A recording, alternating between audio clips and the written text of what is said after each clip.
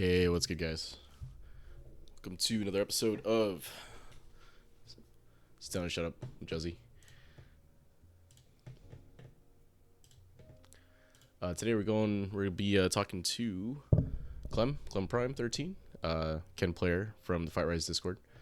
I think they're already on. But let me make sure the Discord is set up to listen to me talk. One sec.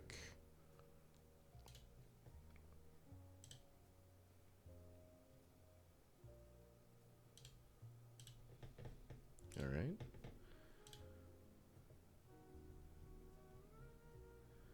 All right, cool. Just go over the format of the show. Clem's looking for some training here. Let me take a look at their note from the thread.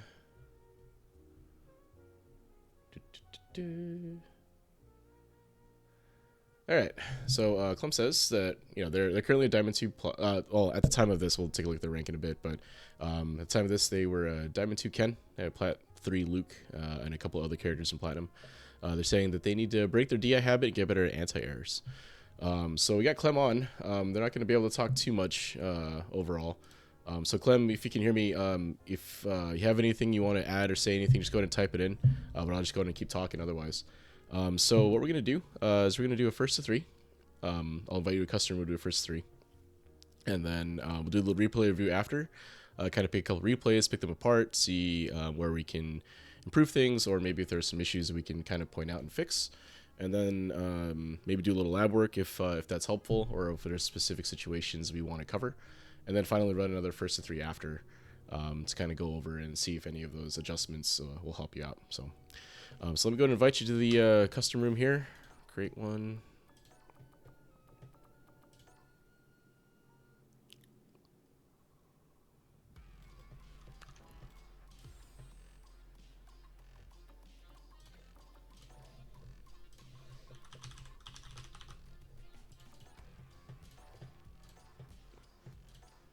Cool. I know, right? Isn't that sick? I didn't know that either until recently, Japanese. So, all right, go ahead and queue up. And what I'm gonna do is I'm gonna deafen in Discord, so I tend to talk during these so that I don't influence anything you're doing. I also may not rematch right away as I kind of gather thoughts and take notes on what's going on, so I have talking points. So, good luck.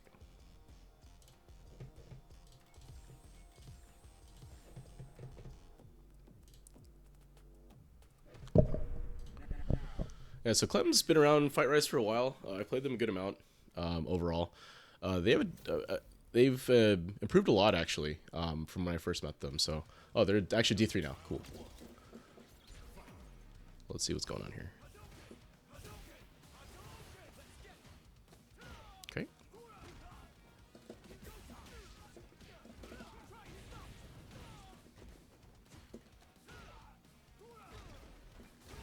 Oh.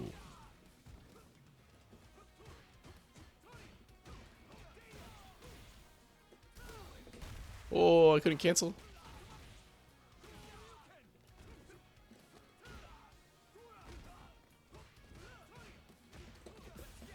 So Light Jinrai is unsafe in all versions there, even if you cancel. No frame trap. Oh, I should be dead here, right? Almost.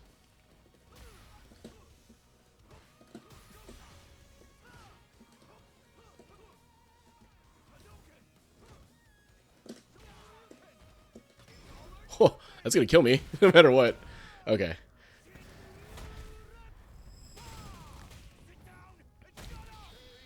That was pretty good. So, I mean, obviously I had to use super for that, but it guarantees the kill, so can't be mad.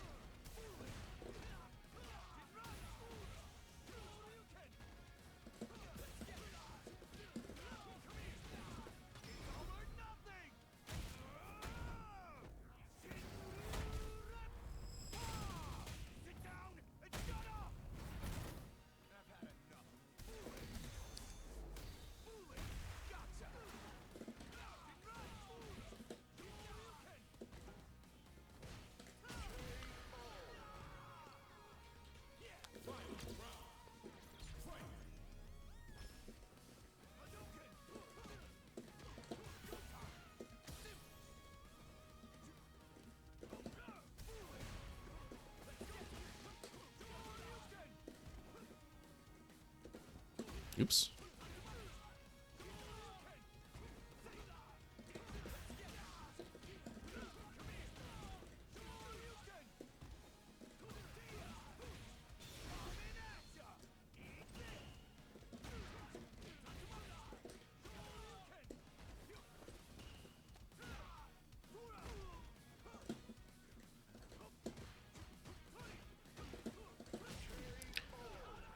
Okay, so I think the main things, and I wasn't really adjusting for it, but I probably should be, is that they're using a lot of DI neutral, which they talked about.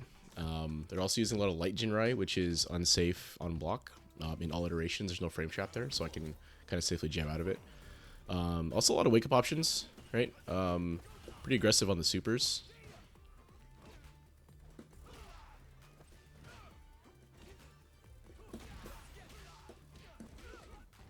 Oops.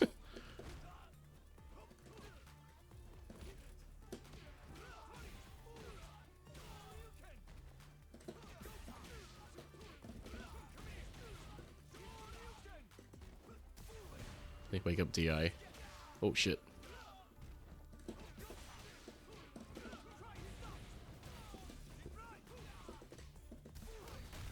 Man, DP didn't come out.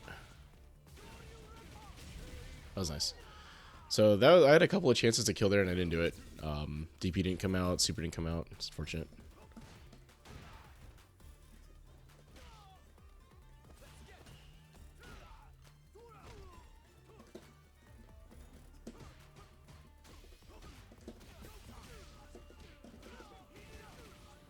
Wake up. Yeah, see?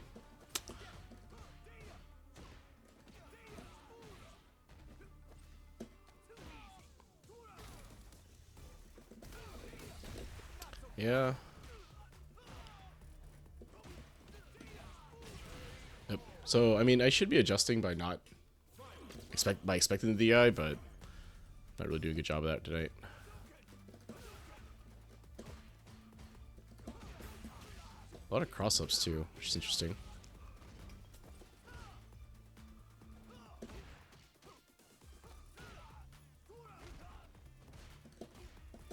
Oh.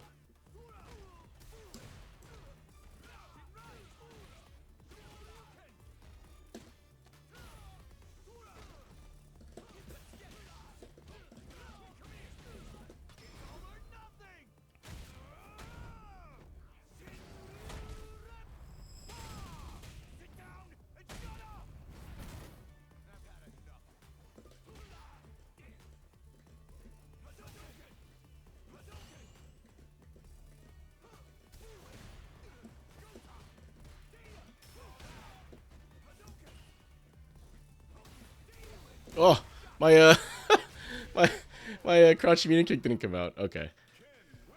So they did a good job there. They took advantage of everything all the mistakes that I was making over the course of the match and able to take it out. So my adjustment here is I'm just gonna wait for them to DI because they've shown that they want to do it, right?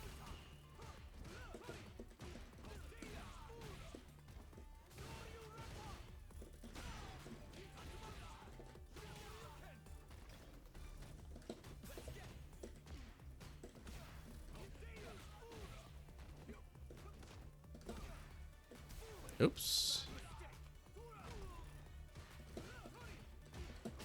Yeah, the light generator is getting him is tough to deal. Like using that is tough.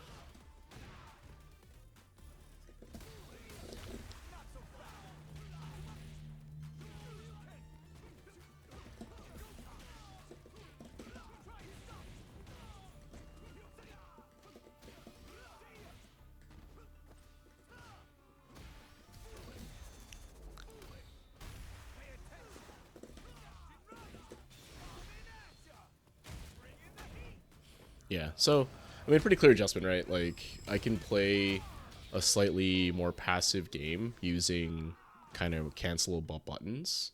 Less stand heavy kicks, less stand medium kicks, more crouching medium punch, stand heavy punch, and just wait for the DI, right? So that's really what I think is happening here, right?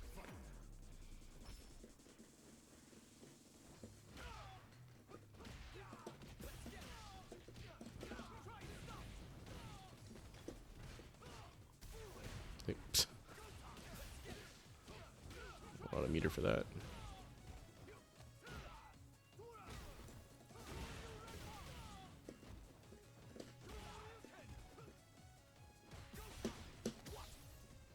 Well, I can't DI anymore, right? So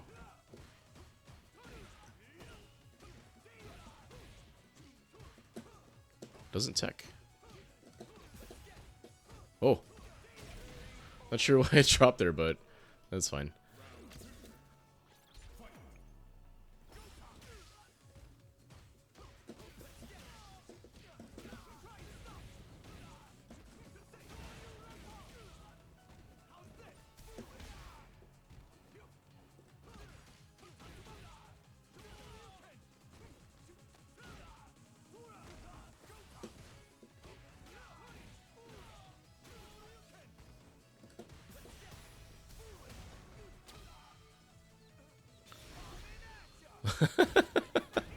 I like his style, not gonna lie, but I think he maybe didn't realize that he's up around.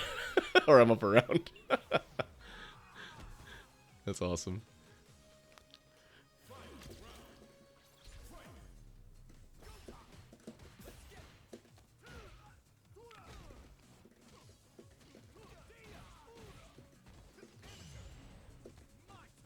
It's nice.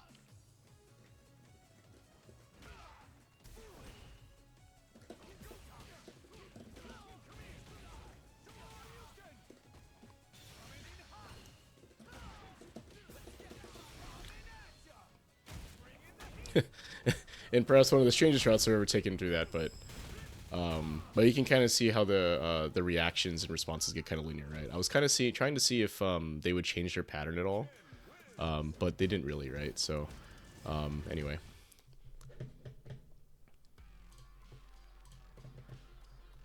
All right, Clem, cool. So I'm gonna share my screen in Discord. Hopefully you'll be able to see it. If not, I'm streaming this on Discord, so you or on Discord, on Twitch as well. Yeah. So no, that was good too. You took that game, and we'll look at that as well. So let me share my screen in Discord here so you can see it. Street Fighter 6. All right, and then I'll grab a couple of these replays and we can take a look at them. So.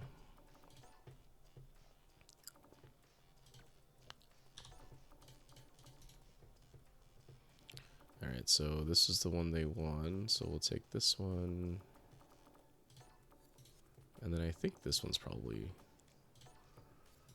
Alright, cool.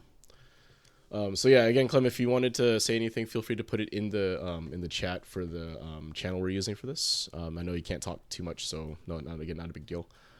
So let's take a look at these replays, and we'll take a look at some situations that I think were interesting. So I do think that you're kind of spot on in that you use DI a good amount. I wasn't adapting to it as well as I probably should have been doing, but we'll talk about what that ends up looking like overall. So I think this is the one you won, so let's just take a look at this one.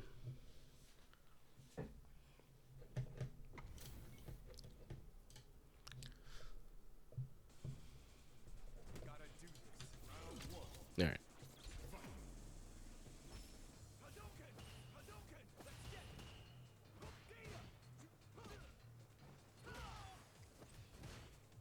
All right, kind of just neutral stuff here. All right, so this is the first kind of whiff, or whiff punish, if you will, that happened in this game, right? So if you look at what led up to it, you know, we're kind of playing kind of this poke game, right? Trying to jump in, trying to find a way in. And then I think what happens is you whiff that. Oop. Right? You whiff this move, and then you get hit, right?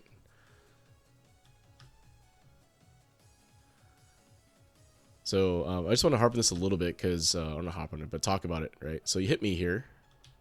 Didn't cancel. That's okay. So we're both kind of moving, right? Since we, you know, my back walk speed is obviously not as fast as your forward walk speed. I continue walking back, and then you go for the button here when you thought it was pretty close, right? And then I ended up pressing send heavy punch out of the range of that, right? So what I'm getting at here is that you just kind of have to be careful about the ranges you try to press these buttons. Like if you're going to whiff them, you know, that can lead to kind of this stuff happening. So typically what I think is better if you overshoot a little bit and the move gets blocked versus it missing, right, and getting whiff punished, right? At least in Street Fighter 6, because there's a lot of recovery frames now, so it's tough to whiff buttons here, right? So you're gonna take a full punish right here, right? If I was a better player anyway and DP'd. So you ended up, there was, the Oki situation was a little bit scrambly, right? Because I didn't do anything that would be a normal setup there. So you go for a delay tech here, ends up grabbing me, and I think that's fine, right, as a defensive option, so.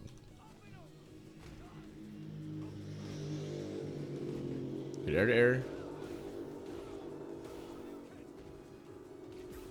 Alright, so let's take a look at this situation, because I think I clipped you more than once in this situation, right? So what's happening here that allows me to hit you with a crouchy medium kick?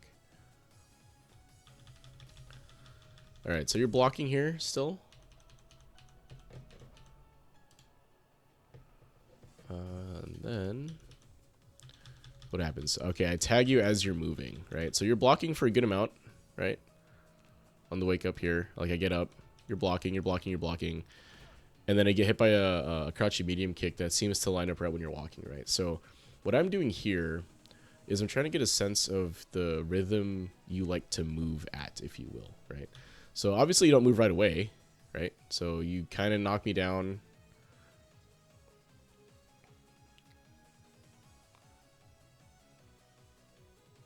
Right? Knock down, kind of back off a little bit, right? And then you stop, you plant, right? And you're blocking here. So, like, if there was a wake-up option for me, I probably would have blocked it. But this sense here, the amount of time this takes for it to happen, I think it makes you a little it made you a little uncomfortable, and then you decide to try to move out of it, and that's when you get clipped, right? So if you look at this in real speed, right?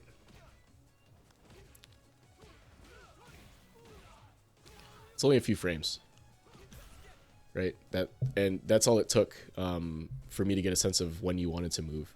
So the reason I bring this up is because I think a lot of players in the same situation that we were in here tend to, want to move back and create space, but a lot of times what happens is as the defending player, my job is to try to hit you with a button as you move, right? And I'm trying to ideally get a sense of when you want to move, and that's what just happened there, right? So you get clipped.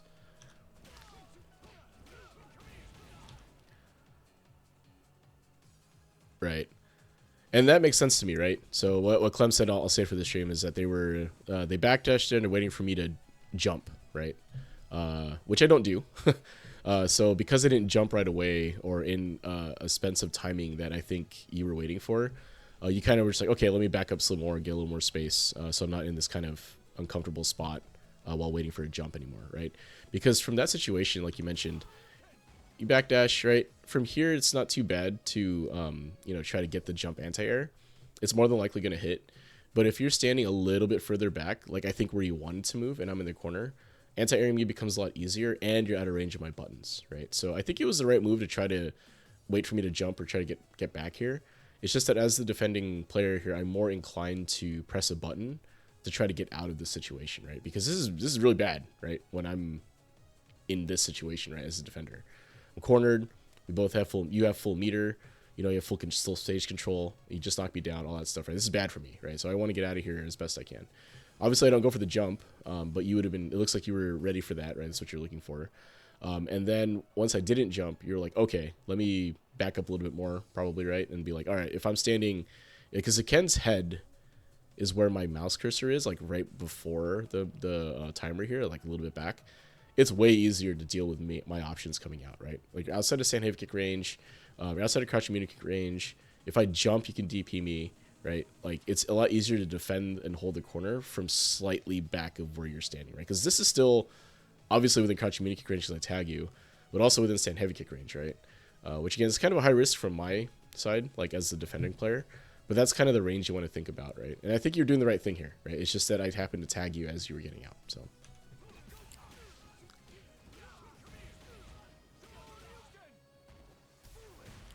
Right, so there's the wake up DI, right?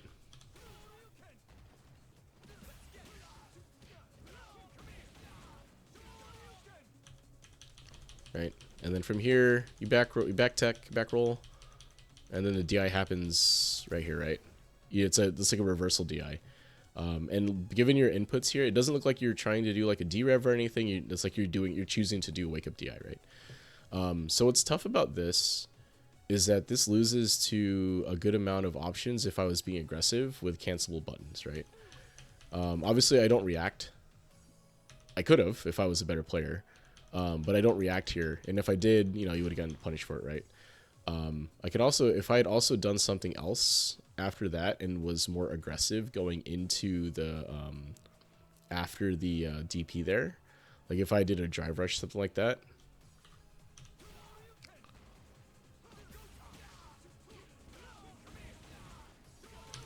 Right, so if I take my character here and do something else, right, and take an aggressive option here, right, and in that particular case, it looks like I actually end up being able to stuff the DI for some reason, right? It could just be because it was you don't DI. It's the DI gets eaten by the drive rush. Yeah. Oh yeah, that's what's happening. So if you were matching DI, what'll likely happen is you would have woken up with DI. It would have came out, and then because I'm in the drive rush and heavy punch, I would have had enough time to cancel into DI on my end, right? So it would look something like this, I think. Right. So what would happen there is I would be able to cancel DI, right? So wake up DI typically is not a good option, and the reason I say that is because it loses to a lot of the common Oki setups or Oki options, right? So like if you were to think of any sort of wake up situation, right? You're getting up and the opponent has some sort of setup on you. The only way a wake up DI would lose to a meaty throw, right? Like it would get grabbed. It would also lose to meaty jab pressure because the opponent would be able to jab once, maybe twice, and then counter with a DI, right? Like they'll be able to slow your DI down and react to what's going on there. It would also technically lose to shimmy because as they back up, right?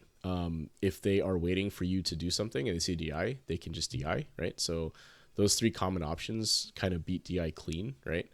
The only real option I think you are beating with a DI, like a wake up DI, would be like some sort of meaty option that was not cancelable, right? So like if I did some sort of button that was not cancelable, or some other option that was not, that you couldn't cancel in DI, whatever that happens to be, maybe like a mistimed meaty Dragon Lash or something. That's what it would be, right? The reason I harp on that is because when you think about why you choose a wake up DI option, right?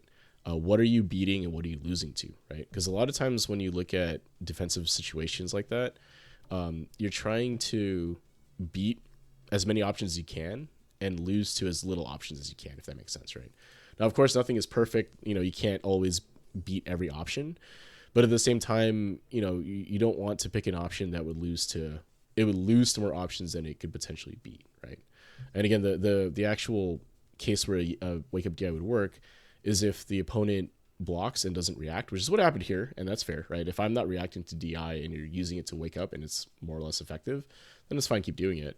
But if the opponent adapts to your wake up DI tendency with like meaty jabs or meaty pressure, then you're going to end up losing a lot of those interactions, right? So again, it worked out here because obviously I don't react, right? So it's fine. But again, it's like you're picking an option that kind of doesn't have a lot of it doesn't win in a lot of cases, right? Because again, you think about common Oki situations, right? They're plus some manner of plus. They apply meaty pressure with that striker throw, and both of those will beat DI, right? They can also shimmy you, neutral jump, like a bunch of other options there will also beat DI, right? Neutral jump would beat DI, shimmy would probably beat DI, delayed buttons will beat DI, right? So a lot of those offensive options, if you choose DI, you'll probably end up losing to it, right? Again, if the opponent's not reacting, by all means, keep DIing, right? If they're not doing that, but as soon as your opponent has shown that they can react to it, then you probably need to choose a different option, right? So, cool. Let's keep going. Oop. All right, back to my keyboard here. All right, I don't react. It's cool. That was nice. And burn out here. Oh. All right, so Alternatively, and I'll say this here, is that if your opponent is burned out, like that, and you're kind of just standing in neutral, right, like this, it's not necessarily a bad idea to DI here. And I'll say that, you know, you got to be, with some reservation, right, you kind of have to be careful about how you want to use it here. But if I'm showing that I like to press buttons, which I kind of do, if I'm showing that, then a DI here would work probably pretty well, right? You can DI a burned out opponent with a little less less impunity, if you will, right? Like you can just go ahead and let that rip a little more often when your opponent's burned out, right? You just gotta watch out for super, right? If they are showing or have shown that they can react with super, just gotta be careful about that. But typically, DIing in this situation, I think is actually not a bad idea, right? Because there's not a whole lot that can, or at least I can do in this situation, right? I could jab you there until like level 1 or something, but it's pretty unlikely that I would let that rip. So kill me there, good stuff.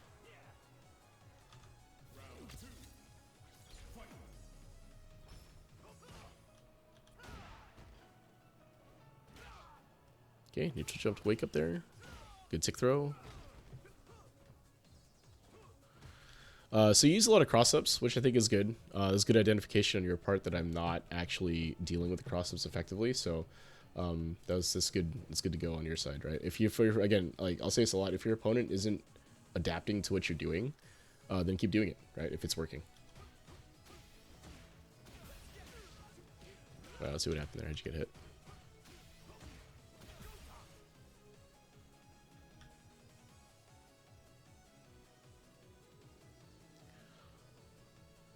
Okay, so you hit me with a jab. Right, I'm minus a ton. Oh, then I tag you as you're walking forward. Right, because you're trying to close the space after you got the hit, and then I just happen to wake up, or at least immediately crouch and medium kick you here, right? That's just unfortunate. I mean, that's just a thing you'd have to adjust for. Like if I'm showing you a lot of wake up buttons there, something you could do is you could try to bait it by walking in out of range. And then trying to get me to press, right? So if it's something I'm doing, you can make an adjustment for that in neutral, right? So, whoops.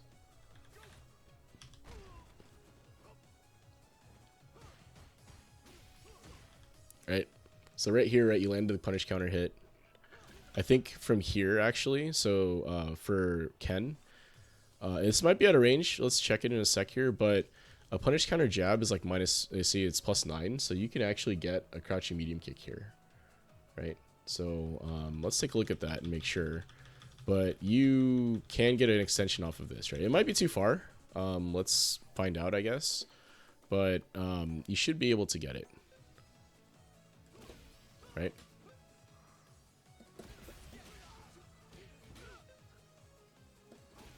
Yeah, so you see it's comboed, right?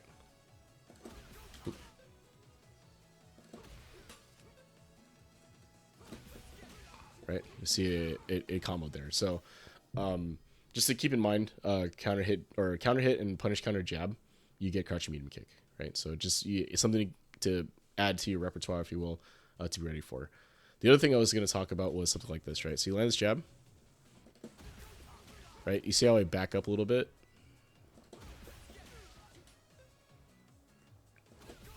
Right? If I don't back up, I get hit, right?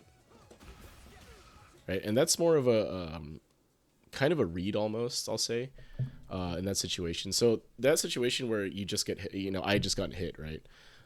It's not advisable for me as the person who got hit to press the button, but I do it anyway a lot of the time, right? And a lot of the time I end up doing it is because like people tend to be a little bit passive when they land hits like that. You know, they can be.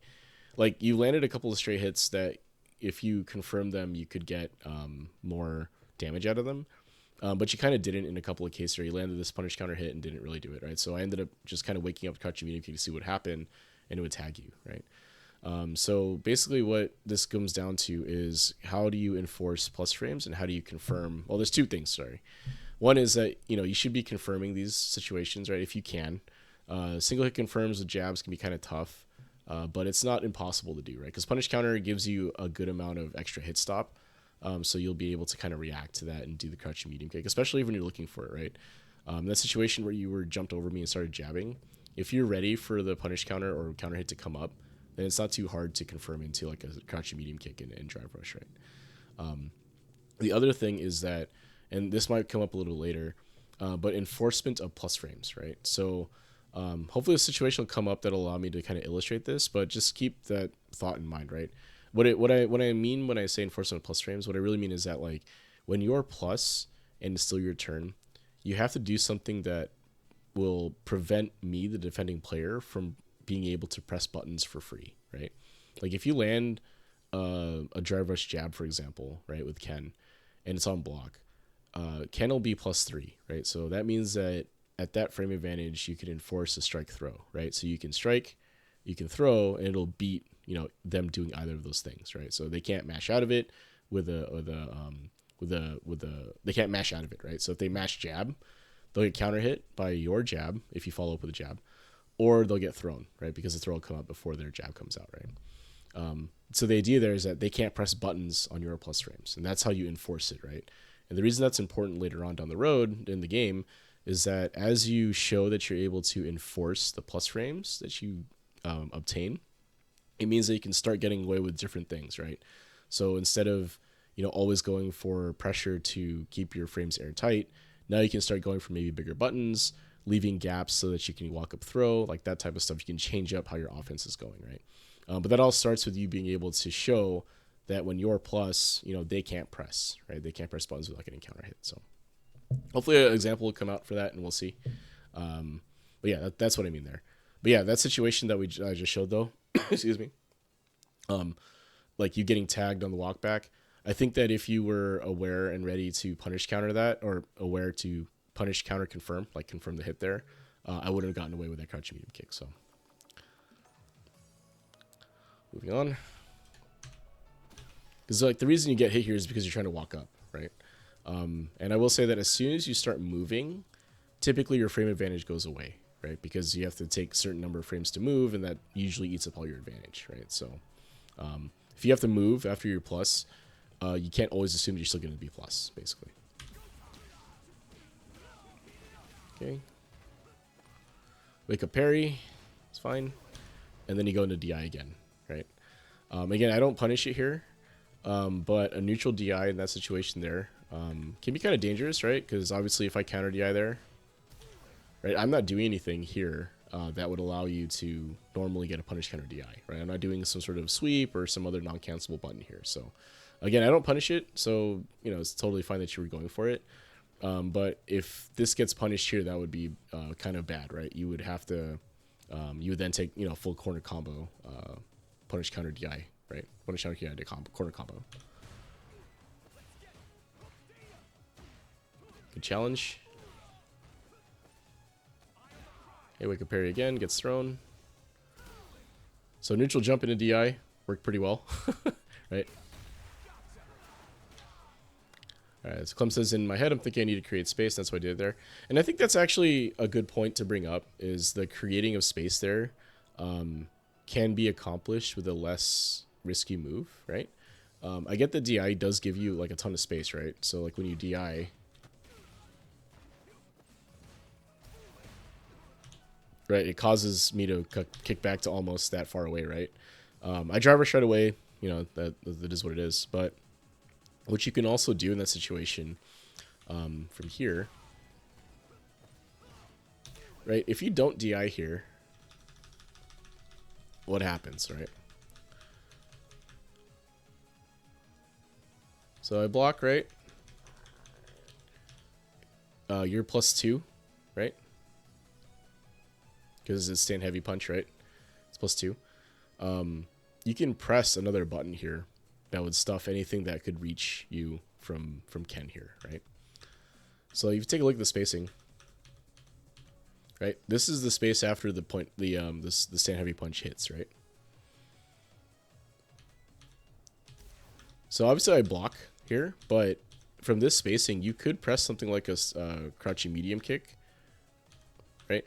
Or a stand medium kick potentially from that DIing. And you can get a little more space back by using your buttons instead. Like you can walk forward and jab me, or you can use crouching medium kick fireball maybe. That would create a little more space, right? Basically, there are ways to get additional space back without having to resort to something as risky as a DI.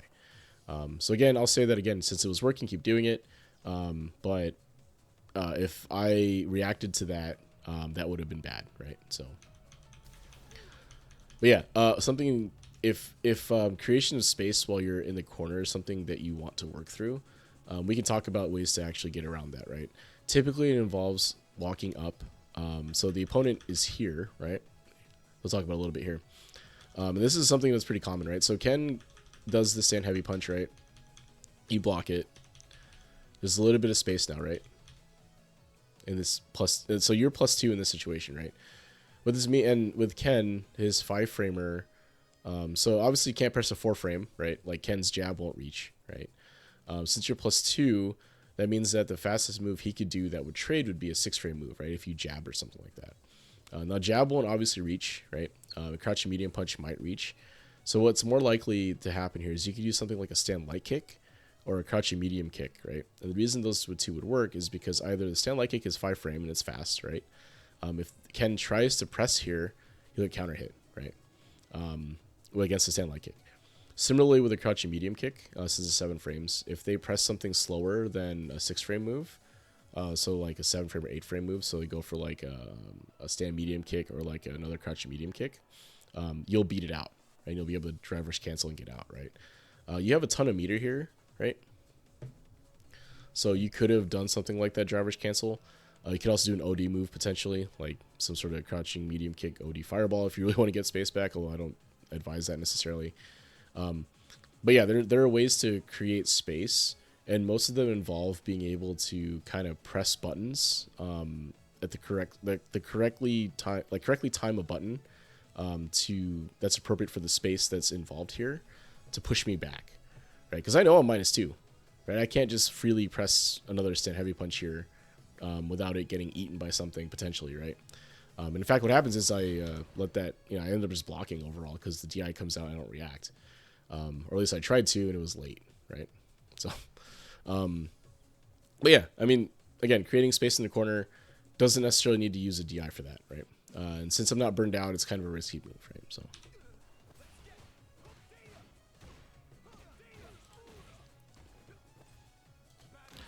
Okay. So that works, right? Because I do the cancel.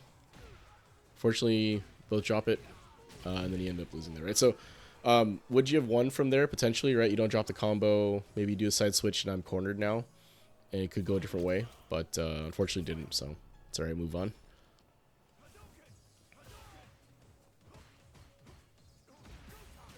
Right. So here, what I had noticed from you is that you would do a couple of jabs on block and then try to walk up throw, right? So you can see my response to that was to just back up, right?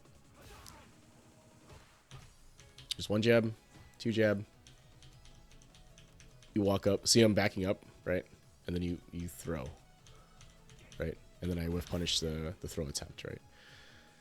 So what's happening here is that as a defending player, I recognize that your offensive tendency is to jab 2 jabs and then go into throw, right? So I'm recognizing that.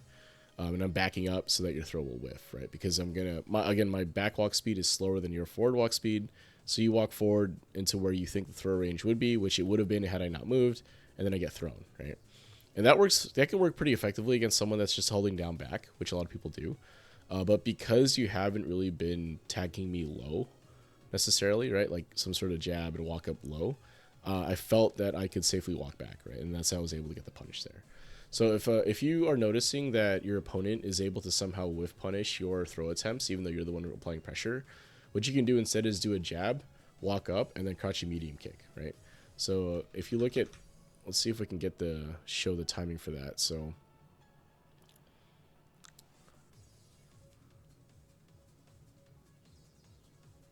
there's 1 jab, jab, jab, right?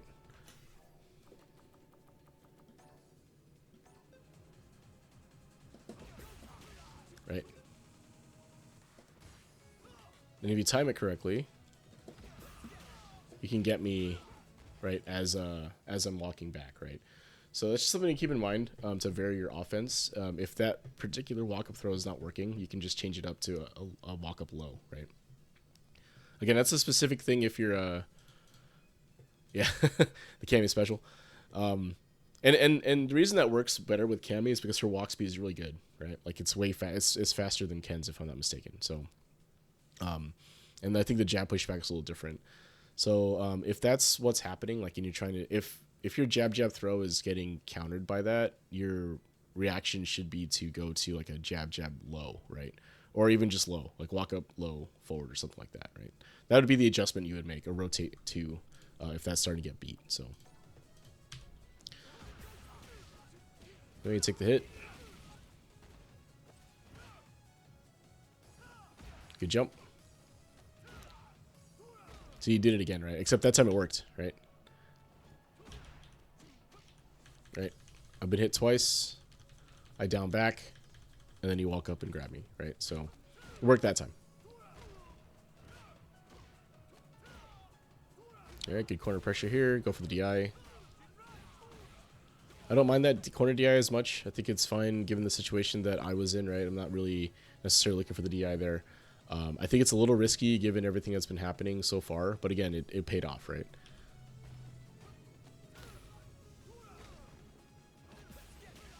Right, and then I tag you as you're trying to shimmy back, right? Right, trying to walk back. Hopefully, if I reverse or something like that, I ended up tagging you with a crouching medium kick, right? Take a super here, right?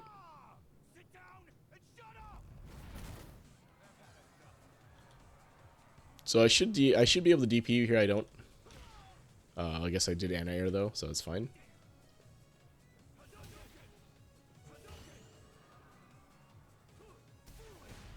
All right, so what I've noticed, excuse me, is that a lot of times these DIs come out after like some sort of button or sequence that doesn't work out for you, right? Like you whiff a crouching medium kick, or you whiff a button, or you do a neutral jump, something like that, and then you DI right after, right? So I think it's just habit, and I think you'll find a way to break it. You know, you just have to be conscious about when you want to DI and try not to use it in neutral as much. Again, I'm not punishing it, but you know, if any of these DIs that you've been doing here had gone the other way, you may not be in the situation now, right? So again, like you're trying to lower your risk overall in neutral. When you use DI, it's pretty risky overall, risky proposition. So you know, lowering that risk would be good, right? D-Rev. Yeah, and then my crouching medium kick didn't come out there, right? So you're able to take advantage of that and take the W, right? So nice work there. All right, let's take a look into the replay.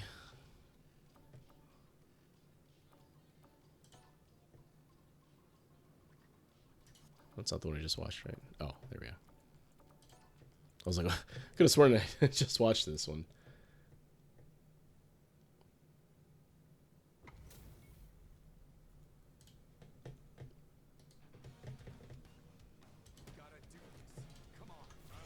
All right, let's see how this goes. So this is the last match we played, I think. So hit you the cross up. I don't really convert.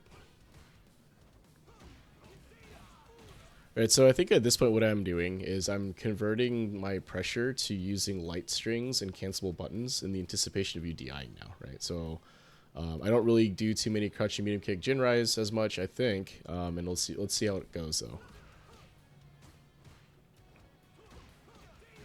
All right, land jab. You can see I'm kind of being a little more passive because you've been choosing a lot of wake-up options, and we'll talk about that in a sec too. All right, so pretty expensive there to do the, you spend 4 bars to get in for some plus frames. -2 now. And then you do the light Jinrai here, which gets punish countered, right? So just an aside for the Jinrai, if you are going to start using Jinrai like that, you should be using not the light, right?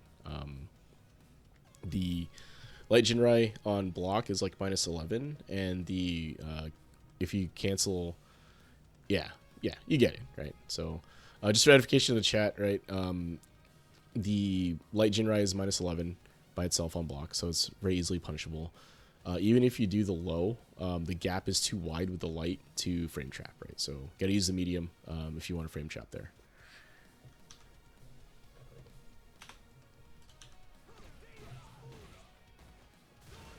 right? So again, going for aggressive options, right? So at this point in our set, right, this is game 4. I had realized or recognized that you were really itching to reversal or go for some sort of wake up option. So I think you do that a couple of times, right? Through the set, you've done it a couple of times, right? So I dash up and I block, right? Go for damage combo here. And then nice, I'll compliment you. This the nice, nice challenges there. You're burned out, but I haven't really been trying to go for DI or anything. You didn't have meter yet, and I didn't really DI you, and I probably should have. But you're able to challenge me in a couple of spots and get hits, right? So good on you for recognizing some of those gaps and going for it. It can be really tough to defend corner burnout, right? So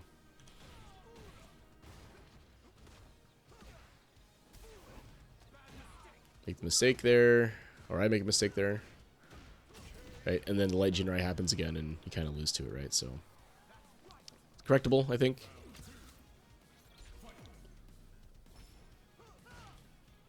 All right, unsafe sweep. So just remember that if you were trying to call out backwards movement after that jump in, I get it. But just in our sweep can be kind of tough, right? If you were trying to call out back movement though, I don't hate that. But it's tough to land this. You counter swept, neutral jump, right? So you did the neutral jump into DI, right? Assuming that I would do something like what I just did and get DI there. Again, high risk there. Pretty good reward, obviously though, because you're able to corner me, I think. Yeah, or at least get good damage there. But again, if I change my neutral approach expecting a DI, that's going to counter DI, right? Or a better player would have been able to counter DI than me. So just got to be careful about it, is all. Right, you get counter hit by the jab. What happened here? Oh, it's because you went for throw, right?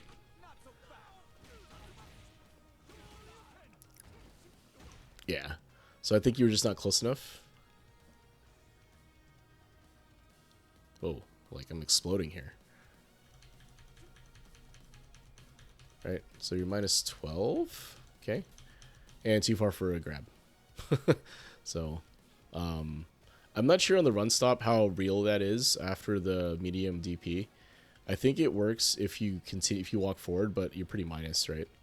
So, right, yeah. So Clem is saying that they see a lot of people go for like a throw, and I think that's a reasonable response to that at Diamond. People will just delay tech because they're not really sure what's going to come up. But unfortunately, the throw is out of range here, so you get tagged for it, right? But I think the run stop like pressure, if you will, it is fake in a couple of spots. But if the opponents are not able to check it, you know, keep using it, right? So. Take the mix up here, right? What were you trying to do? Okay, so you're just not blocking high. It's all good.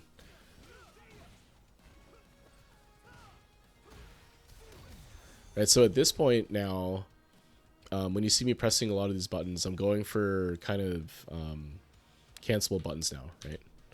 So I'm not, like, after this right here, I don't really go into Jinrai cancel anymore or anything like that. I just kind of press the button, right? Right, crouch medium kick, or sorry, stand heavy punch, crouch medium punch, and then press another button into your DI, and then counter DI, right? And then finish it from there, right? So, I think besides the overuse of DI, which I think you're aware of, right? You had mentioned that before.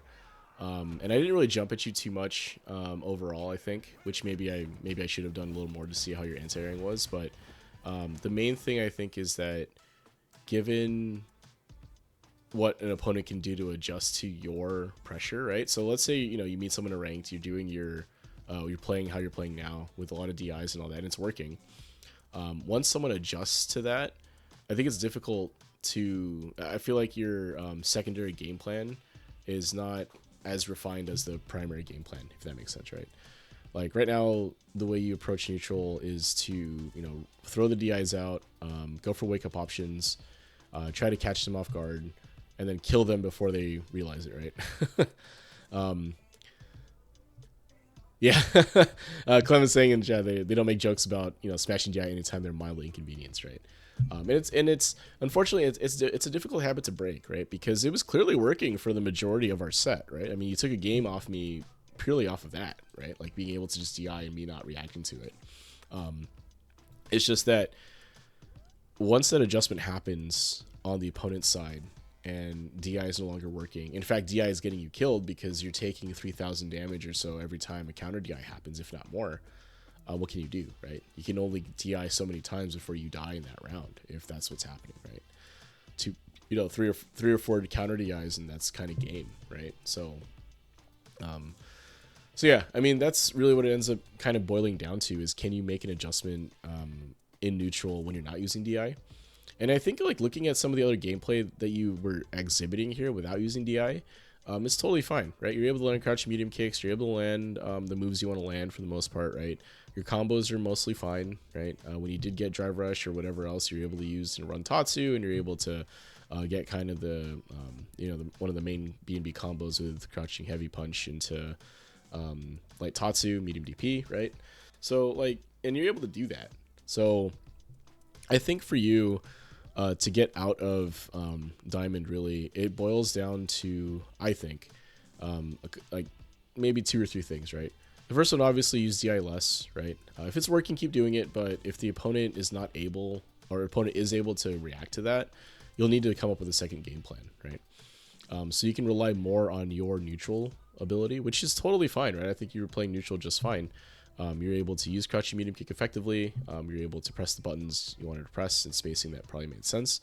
It's just that when you're DIing a lot, it kind of hides some of that stuff from happening, right? You take DI, it gets blocked, you're back to far away from neutral, whatever, right? So you'll need to be able to do those things, right? You'd be able to use crouching medium kick, drive rush, and that type of thing, right? Because remember when we played a while back, right? You never really use drive rush cancels, right? You use a lot more OD moves and stuff. So, you've come a long way since then. The other thing that I would say is that in wake up situations, right, you don't necessarily need to be active every time, right? You go for a lot of wake up options, which can be kind of not great, right? Like there were a couple of times where I basically just tried to shimmy or did a delay button or something, and it stops your wake up option, right? So I don't hate reversals. I think they're great. We just have to choose that option less. Block more. You don't tech a lot, which I think is good. I tried to shimmy you a couple of times, didn't really bite on that, so that's also good. You just have to be wary of the wake up option, right? Wake up DI, wake up super, wake up ODDP. Sprinkle them in, make me think about it, but you can't do it every time, right? Because if you do it every time, eventually, like you're taking a huge risk to get out of pressure, and then if it's blocked, you're gonna take a full damage, right? So yeah, I think like otherwise like your gameplay is totally fine, right? It's just that you need to make some adjustments in neutral on what your game plan would be, right? So cool. So you're typing this, so I'll give you a chance to finish your thought there, but yeah. Any thoughts on that? I'll let you type it in. Oh.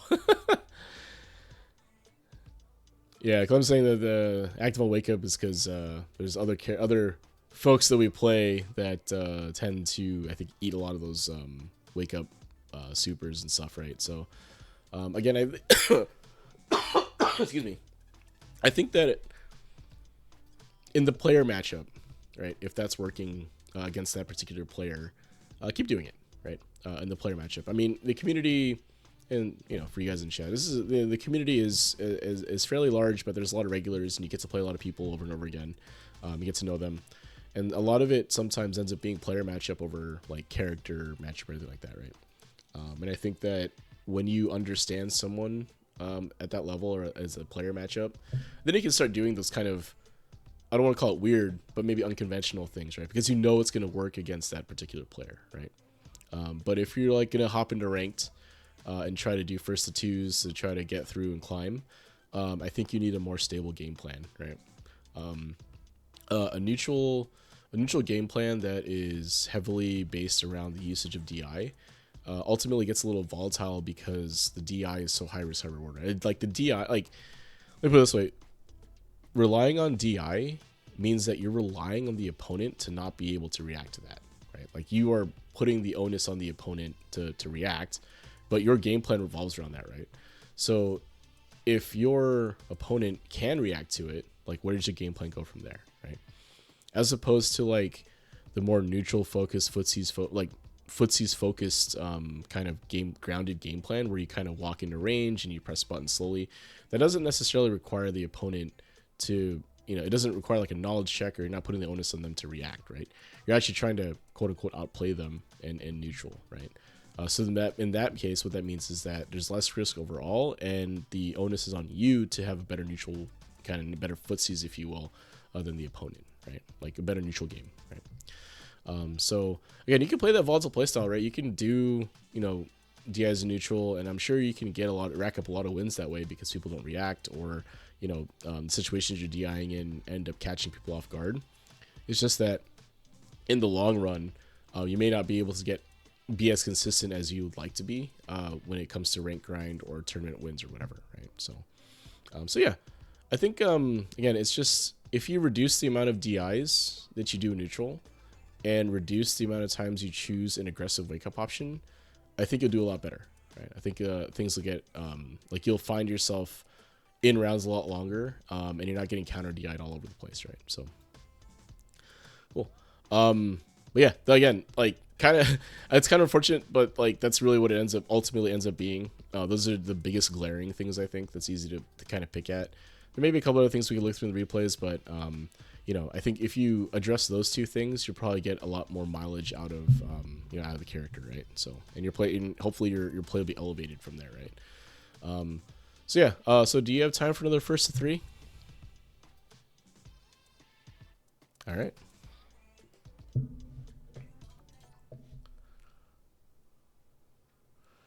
Just create the room.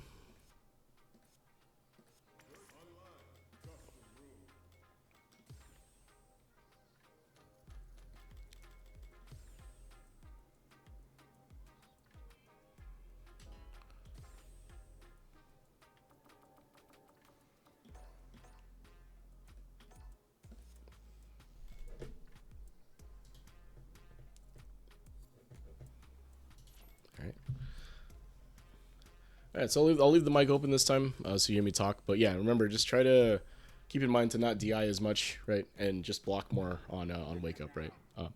You can still do reversals and still do DIs, but if I adjust to what you're doing there, you got to find another way to get around it, right? And I think once you DI less and start using stuff like crouching medium kick and stand heavy punch more, it'll make sense.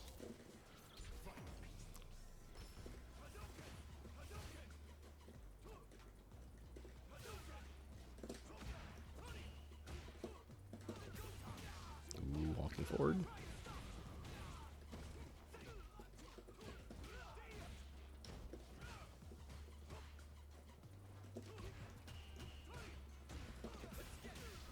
Gotta watch the light Jinrai. Oh.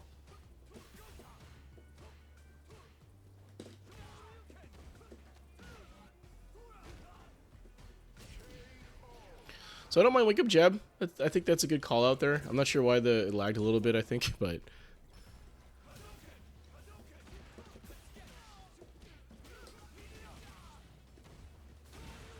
nice.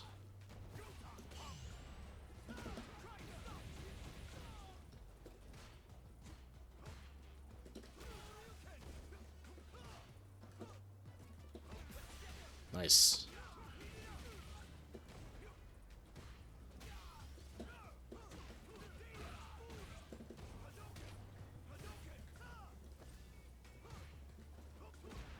Nice.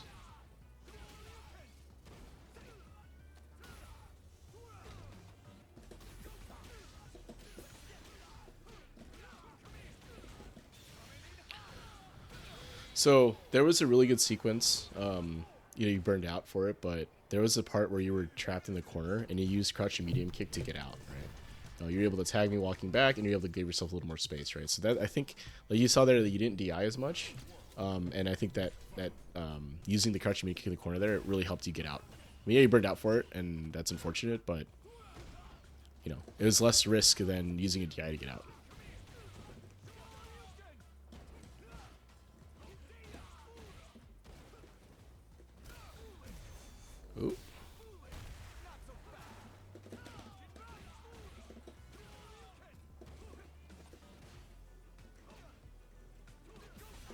Nice.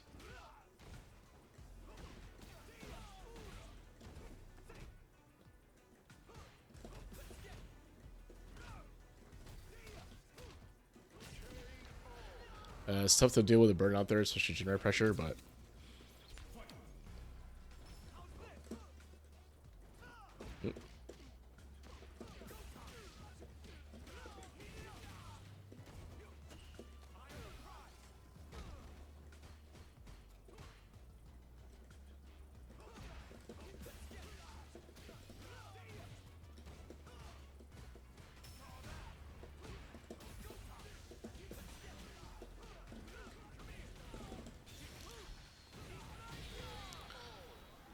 so that one was tough. The D-Rev ended up getting kind of stopped there. And I think you're taking less risk overall on defense, which is good. But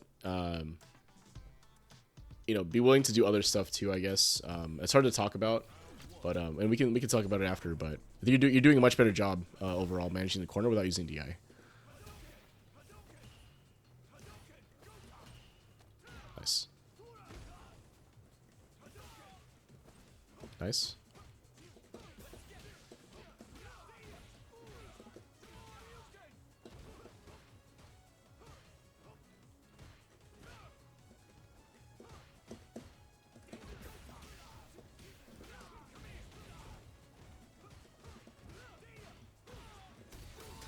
Oh.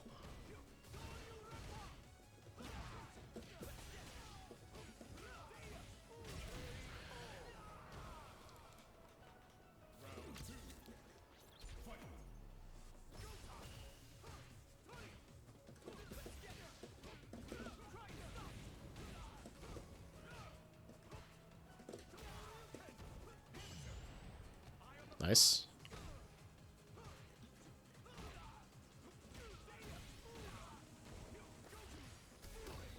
Nice.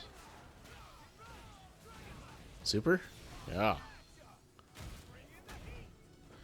But you see how effective now... I mean, your DI was working before, but it's way more effective now because it's being sprinkled in as opposed to, like, the primary option, right?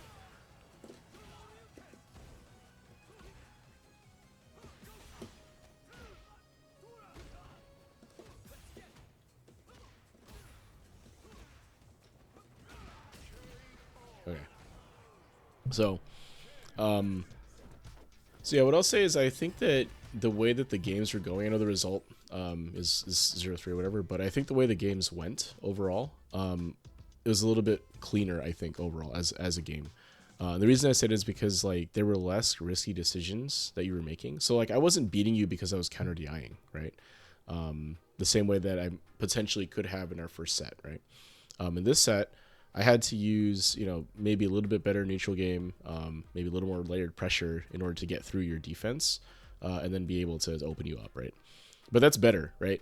Like you're making me, I mean, obviously, you know, master level player and all that stuff, but you're making me have to actually apply and run a multi-layered offense, which, you know, I think in Diamond probably people aren't running offenses the same way I am, but I'm not just waiting for DI anymore, right? Like I don't, if I like what happened in those games was that I had to play a not necessarily a reactive play style, but I had to play you like more straight up, if they will, right? I had to try to beat you in neutral, win interactions in neutral, and then try to get you to lose Oki situations, right? Like try to get you to guess wrong in Oki, right? So I had to do those things. And I think that's a step in the right direction because at least there, you'll be able to have a chance at kind of beating me in those situations, right? If you're just using DI all the time, then there's no chance, right? Like if I'm able to react to that, you're going to take 3k damage each time, right? If not more. So I know the result didn't quite look that great, but I think that overall those matches were a lot better. So if you look at the replays and take a look at how I'm playing you in these last 3 games versus the first 3 games, you'll see it's a very different approach, right? And you saw how effective using sprinkling in 1 or 2 DIs was versus using it all the time, right? The ones you did throw out, I think I might have reacted to one, but the other one was really good, right? You were able to catch me off guard mid screen and get a good, get a good conversion off it. So yeah, I hope that was helpful. You have any other questions or comments or anything you want to take a look at before you wrap up?